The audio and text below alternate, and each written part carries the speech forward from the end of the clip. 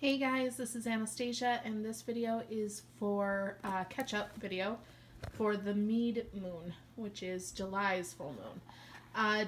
Traditionally, the full moon in July is referred to as the buck moon.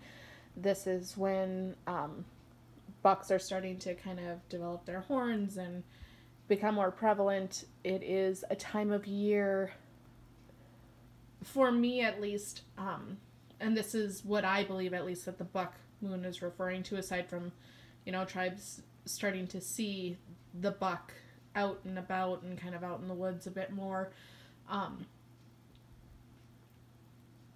It feels like a very masculine time of year for me around this time.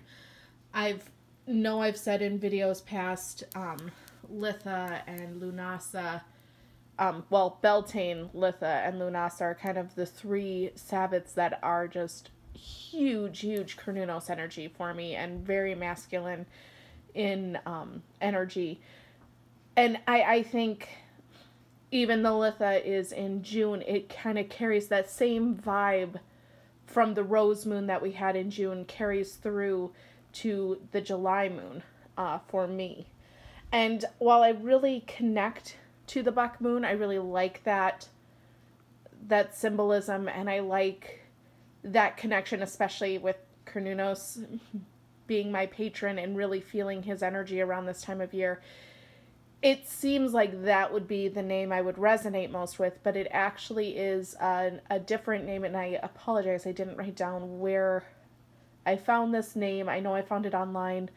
I'm not sure if this is an old, Celtic name for the moon or what have you, but somewhere out in the internet, it's been referred to as the Mead Moon. And as soon as I read that, it instantly clicked. Midsummer just happened in June, and that energy is still kind of carrying through midsummer for me. Mead, Litha, midsummer, what have you, is very much connected to bees. It's connected to that productivity, that prosperity, that hardworking endeavor to get the fruits of your labors, and kind of that spirit animal of the bee makes sense. And mead, of course, is made from honey, so it kind of connected for me. Again, this moon has very similar traditional correspondences. It's about success. It's about abundance. It's about prosperity. Whereas the June moon kind of fed into fertility a bit more, this moon, for me at least, is a lot more about really focusing on the success of your endeavors, looking to make the best of what you can. The seeds have been planted. You are, just about to reap those rewards. What can you do to better guarantee the success of your labors and bring that manifestation through completely the way you want it to? Mother Nature's kind of doing her bit. You've got the earth providing. You have the sun still very much, although, he's kind of weakening a bit day by day. He's still working for you and being there for you. What is it? We're about to approach the harvest coming up with Lunasa in August. So July is really that month where we've hit the apex of that sun and light, and now we're starting to realize that the darkness is kind of coming up and we're going to have to start harvesting. This is the time to bring about that final success, that final oomph to make sure things come out the way you want them to. And really focus on that. Which for me is very much like the energies of the rose moon in June. It's just, instead of perhaps focusing on the actual manifestation, we're knowing the manifestation is coming about. It's what can we do to make sure that that manifestation is all that it can be. So, again, the spirit animal of the bee kind of, it connects to me in that way. That's really what the bee is about. It's about love and happiness, but it's also about putting that work into it. It's not just about, you know, here I am on my knees praying to Cernunnos, please let this happen for me. No, sweetie. It's about get up off your butt. Even in the summertime, it's no longer about, you know, hell telling me, hey, with all her crone energy, no, chick, you need to get up and be a big girl and figure this shit out. Cernunnos is also, and any god that I've worked with, it's never been a situation, or any energy I've ever worked with, it's never been a situation of, oh, sweetie, here, let me fix this for you. No one's fixing shit for you. Get up, get it done. But it's a little bit more of a lighter get up and get it done, in a way. There is a sweetness to the air. There is a bit of acknowledging that although there is work to be done to make sure that your endeavors are successful, it's kind of, it can be a fun thing. It can, and fun might be the wrong word, it can be a pleasant endeavor. It can be something that is fruitful in more than just the reaping the benefits, or reaping the harvest. It's hard for me to put it into words, actually. I'm realizing that now as I'm talking.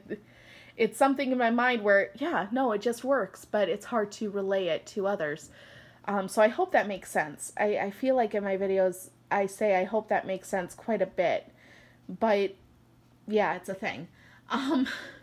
But that's kind of what this year is there's still focus to be had, there's still work to be done, but it's also taking time to enjoy that process.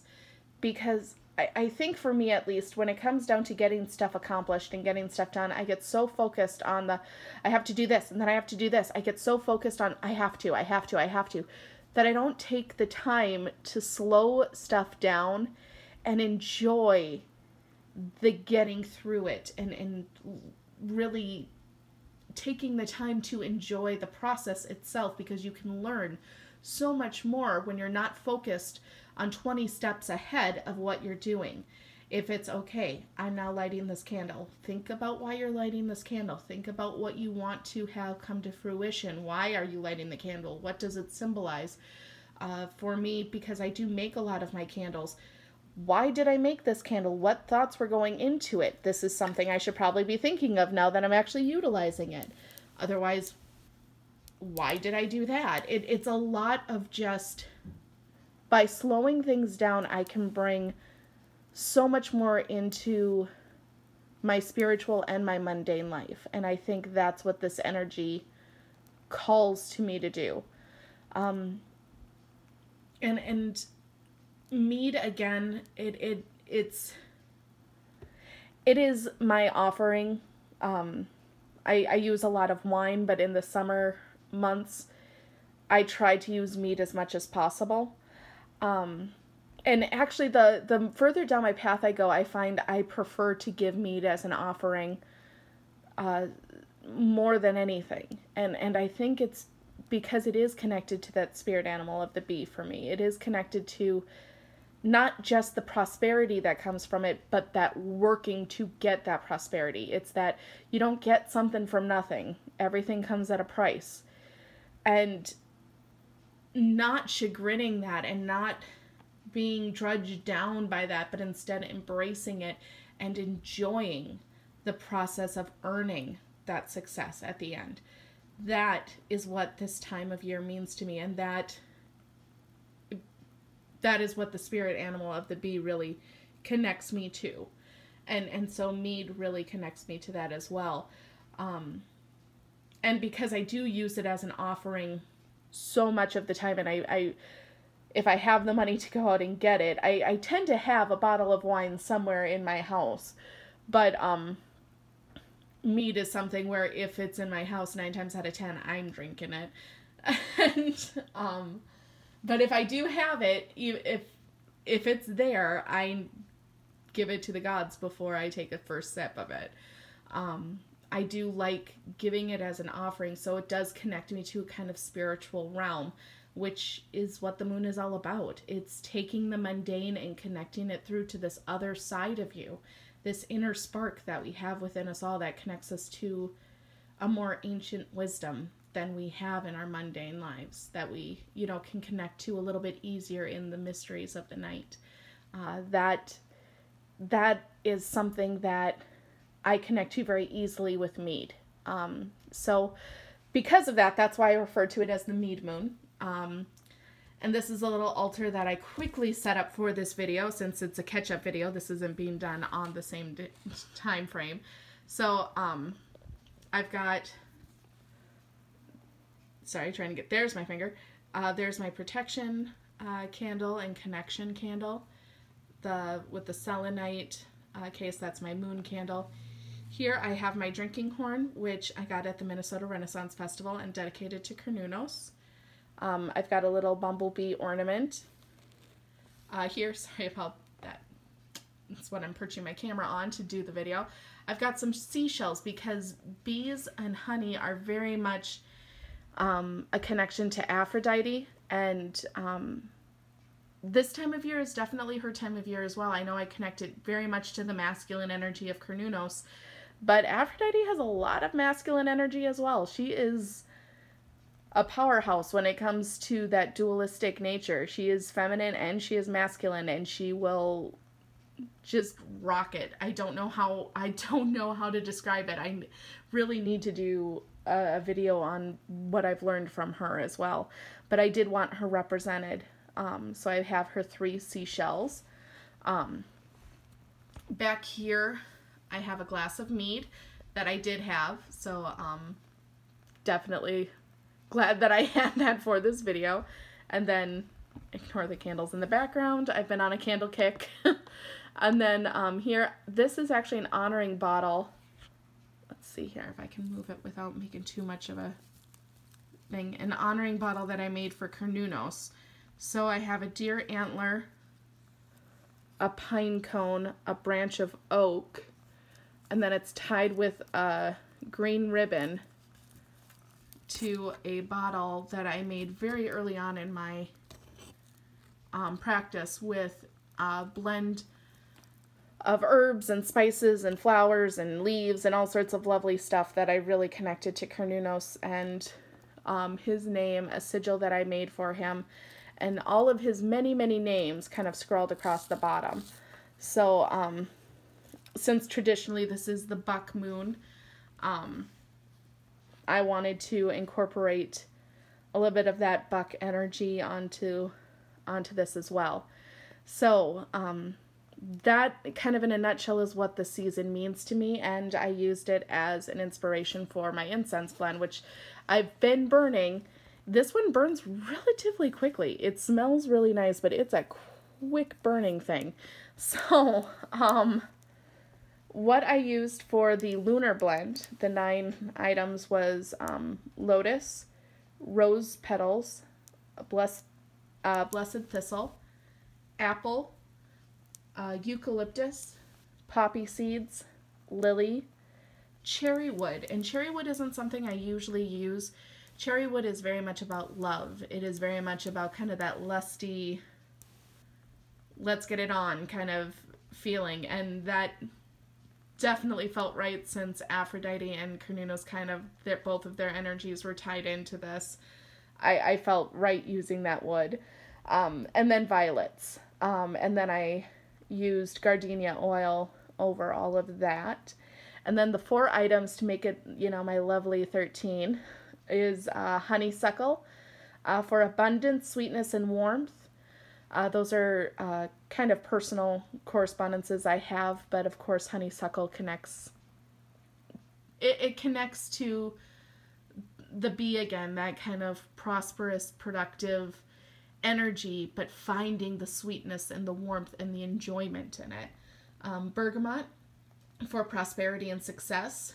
Again, that's what this honoring is really about, finding the success in your ventures. And then I added bee pollen.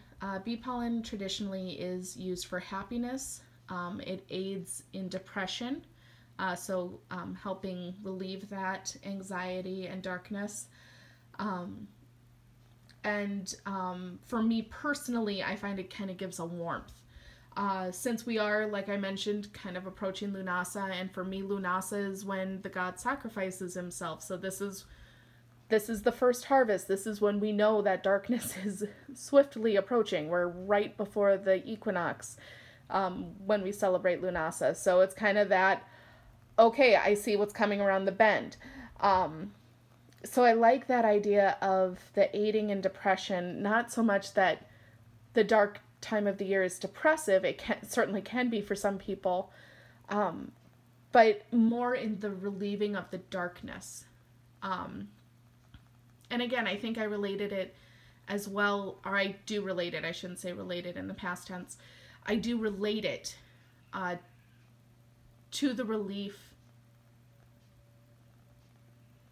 in work, relief in struggling and obstacles, instead of looking at things as with such drudgery.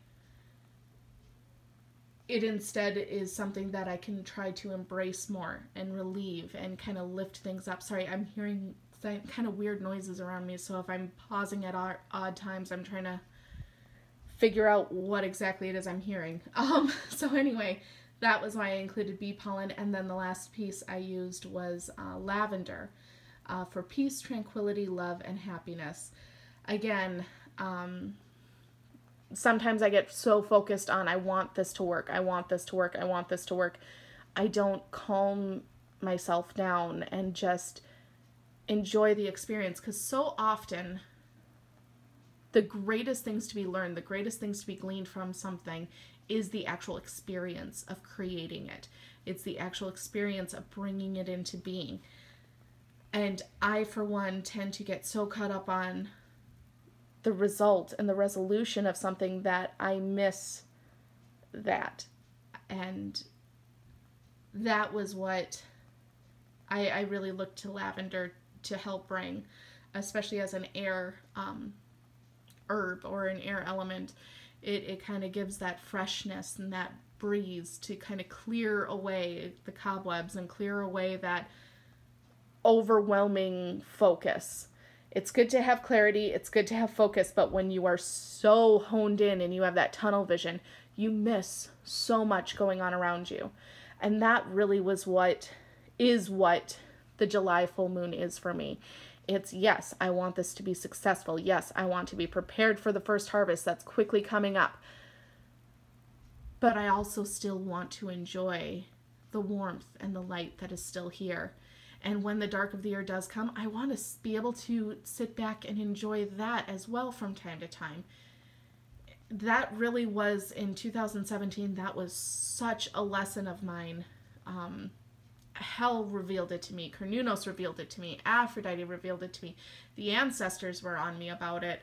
My spirit guides, everything seemed to be shouting at me that I needed to calm my tits and just realize what was around me and appreciate the crap out of that. And so in hindsight, looking at what my recipe was and really seeing why I chose those things, it again kind of hit me upside the head. Duh, this was kind of my message of 2017. So yeah, that was my Mead Moon incense blend and video. I hope you guys enjoyed it. I'm trying to get all of this stuff done before the 31st, which is the snow moon. It's in January, so it is a blue moon. It's going to be a super moon and a blood moon with a lunar eclipse that is visible in some parts of the world, and that's kind of awesome. So I want to get all this finished so I can kind of kick off with that energy. And yeah, with that, I will end this. Blessed be. Bye, guys.